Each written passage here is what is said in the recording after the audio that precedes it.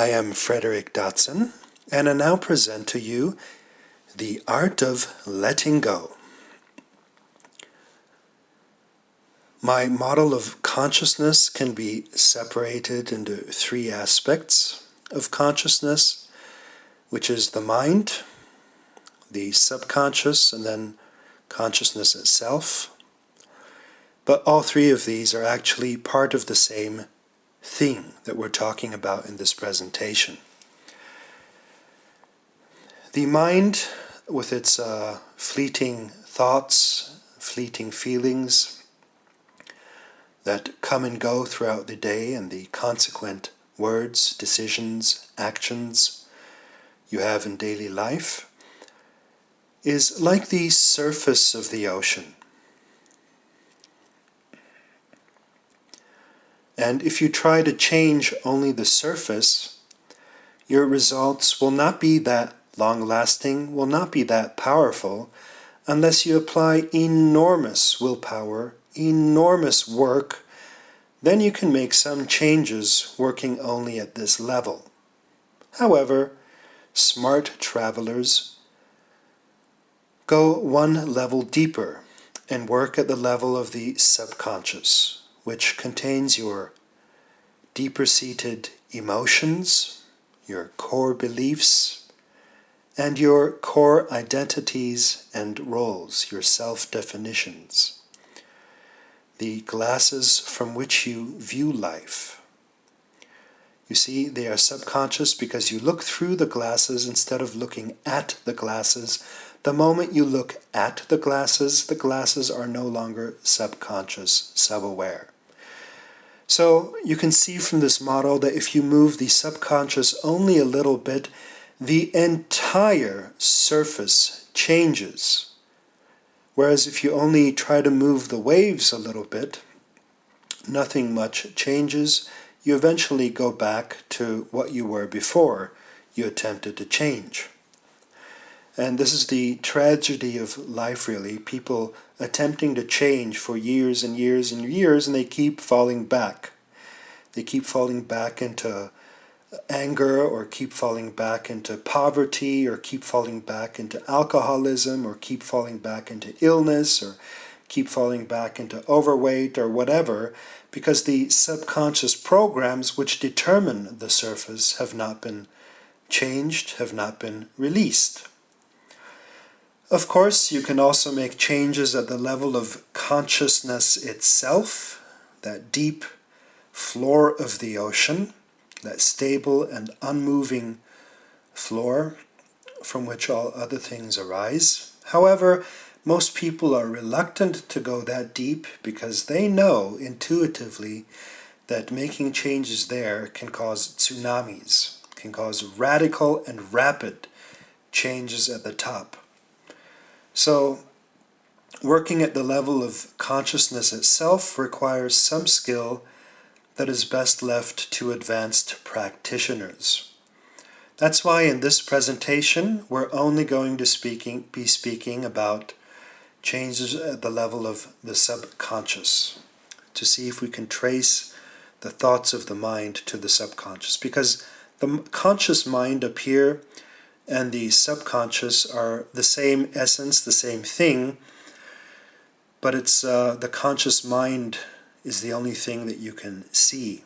So the mind takes about 1% of the contents of subconscious and keeps replaying and replaying and replaying it.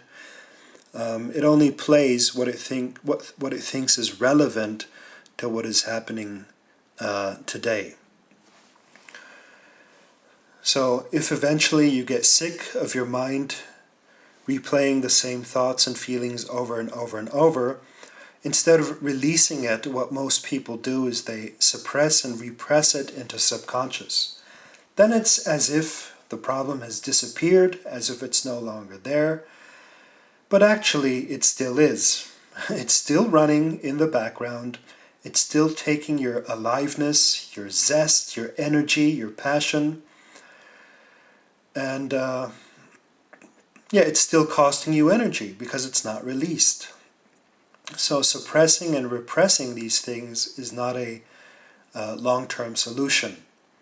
So if in life you find yourself getting weaker and weaker and weaker, more inert and more tired, it's because you've pushed a lot of that stuff down in the subconscious.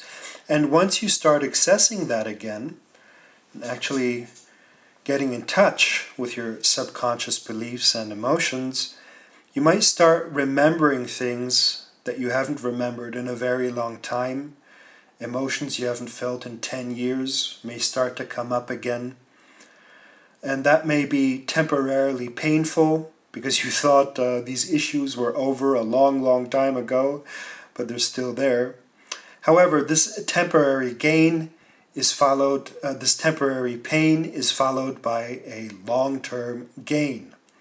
So it's not a big problem to feel temporarily confused or hurt.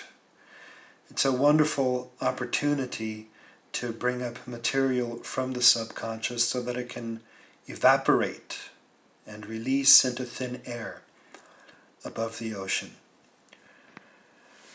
So, as I've already said elsewhere, you can bring more consciousness into your acting, speaking, and thinking, which will change a lot in your life.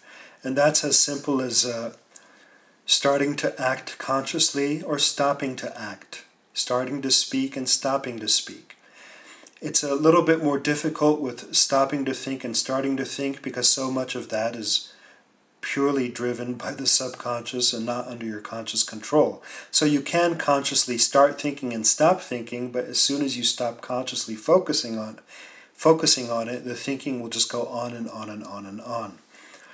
So a good level to operate from is one deeper, which is feeling. You see, your feelings lead to your thinking leads to your speaking and deciding, your speaking and deciding leads to your actions lead to your results, your reality. So in this presentation we'll talk about the level of feeling. Releasing one feeling or one emotion can release 1,000 thoughts. And 1,000 thoughts released affects your words and actions and ultimately the reality you experience. So the way to release a feeling is to bring more consciousness to it. Now, as this image shows, you're simply being aware of a feeling. You're not distracting yourself from it with food, television, internet, sex, chit-chatter with other people, message texting, shopping, whatever we distract ourselves with, not to feel an emotion. You're just consciousness looking at what you feel, what your general state is, what your feeling is, what an emotion is, and that's the main step to releasing. So you're not suppressing your emotion, and you're not expressing it, because both suppressing and expressing it do not give you total relief. Expressing it gives you temporary relief. Suppressing it gives you false relief, a loss of your life energy. And expressing it makes it feel as if it's releasing, but you're only releasing a part of it, whereas most of it still stays in your subconscious. Releasing is the only way to go. So, you are consciousness, you're observing a feeling, and you observe it without resistance, without trying to get rid of it, heal it, correct it, change it. You're simply that ocean observing a wave. You identify as that ocean who is looking at one of its wonderful waves. And then you permeate that feeling. So the ocean washes into the wave, so that there's not much difference between that which surrounds the feeling and that which is in the feeling. You go into the feeling and you fully feel it. You allow it to run out and run through. What then happens, if you just let it run out, is that it becomes a wave like all other waves. And finally, if you allow that process to just happen all by itself, it disappears because there's only consciousness left. It doesn't actually disappear. The wave is still there, but it does not feel like any of the other waves because you're no longer resisting it, you're no longer pushing against that one wave. So this is just basically doing nothing at all, but let the emotion run out while focusing on it, while being aware of it. That's all there is to it. You don't avoid focus, but you look at it, you're aware of it, you no longer judge it, make up stories about it, think about it, analyze it. You put your attention away from your thoughts and to the essential emotion in your body itself. Okay?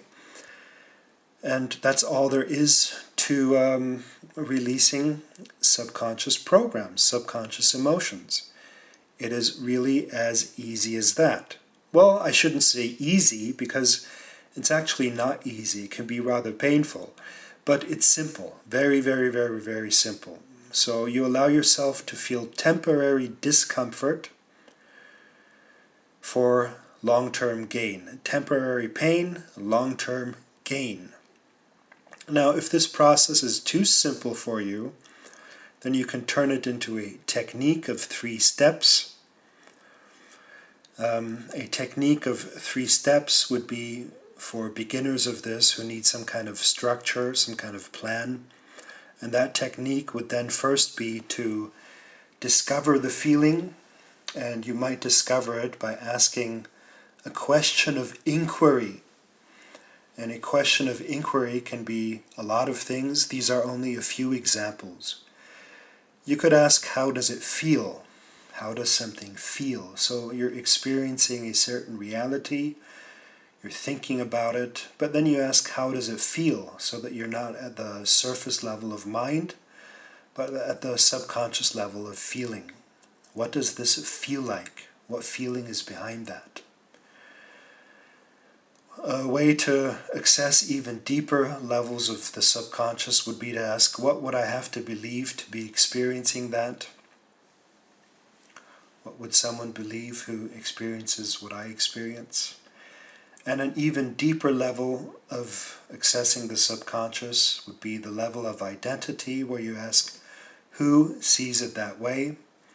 This is one of the questions of the enlightenment technique, which you can find on my website. Who sees it that way addresses the identity, the subconscious glasses through which you are looking. And once you have made the question of inquiry, you simply feel the feeling that comes up, let it run through, whatever it is, as well as all associated feelings. That could take a few minutes if there's no resistance. If there's a lot of resistance, it could take hours. You just let it take as long as it takes. You have to be willing to sit with it, perhaps even for hours.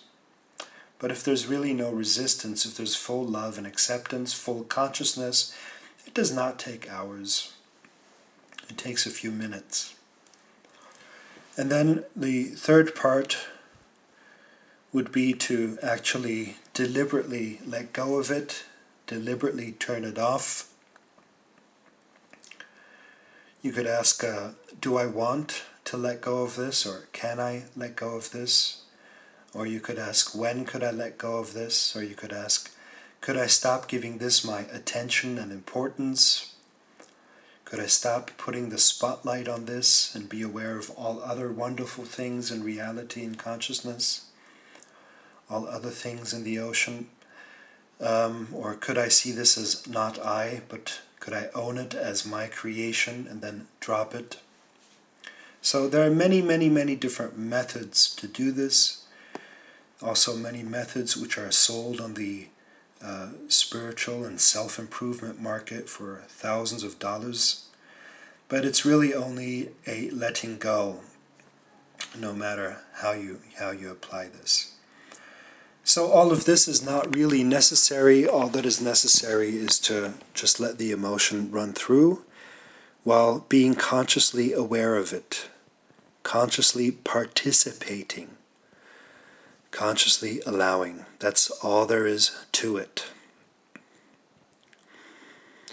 And once something is let go of, there's a feeling of lightness. Sometimes it feels like a slight high, as if you're floating or in the flow. And there's a sense of more clarity, a sense of more energy, a sense of more ability. Those are the results of releasing properly. If you don't release properly, if you resist or suppress, there's a sense of tiredness or exhaustion or boredom, where you start yawning and think, oh, this exercise is so boring, this exercise is stupid, this exercise doesn't work, I don't have to do this exercise. That's all resistance. You're suppressing something. You do not want to operate at your subconscious because you know it will produce change. You'd rather stay in your comfort zone. So don't fall into the trap of thinking releasing does not work or you don't need to do it. There's always something that you can release. That is not to say that you have to release every day or constantly go searching and digging in your subconscious. That is not wholesome.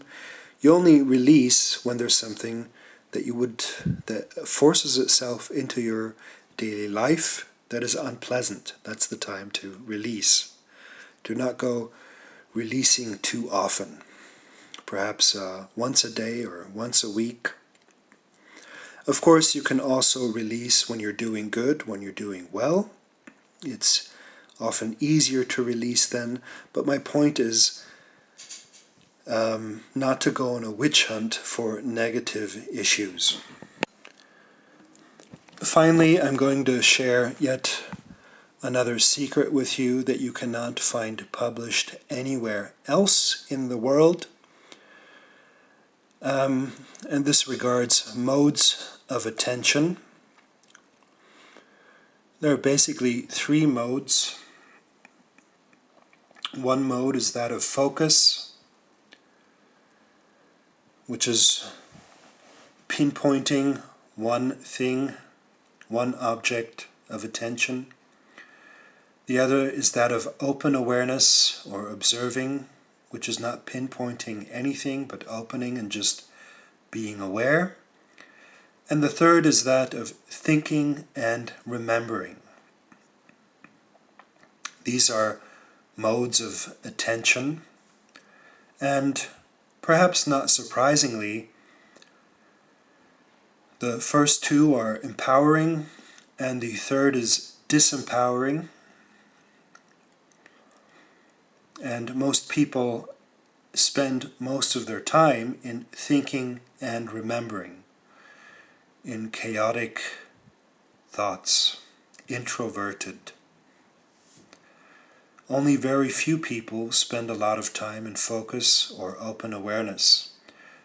Successful people spend some time every day in focus, in their intention, where they're focused on some project or job without distraction. And a few enlightened people spend their time in pure awareness, pure openness, observing what is as it is. Now, the method of learning these three modes is, one of the methods you can practice this is by taking a walk and then going into focus for a few minutes, then to open awareness for a few minutes, then to deliberately thinking for a few minutes, and to repeat this cycle over and over and over again for an hour or 2 hours or 3 hours. Focus, open, thinking. Focus, open, thinking, until your consciousness and subconscious learn the difference between the three and can easily shift between the three. So, for instance, you'd focus on one object for a few minutes, pinpoint it, and then you'd open your awareness, relax and just observe. And then you deliberately go back into the small world of thinking. And then you'd focus on something again. It could also be a thought. Then you would open your awareness and not only look at that thought, but become aware of all things in consciousness. And then you go back into random thinking and remembering. So the releasing technique is basically operates on the first two modes, where you first focus on a feeling, and then as you let go of it, you open your awareness. And it goes away from being in thinking and remembering. That's why it feels so good, because you're actually ascending to these levels of consciousness, these modes of attention. So I think that's a very useful tip. If this presentation was beneficial to you, please recommend it far and wide, and enjoy your gain of energy. My name is Frederick Dodson. Thank you very much for attending.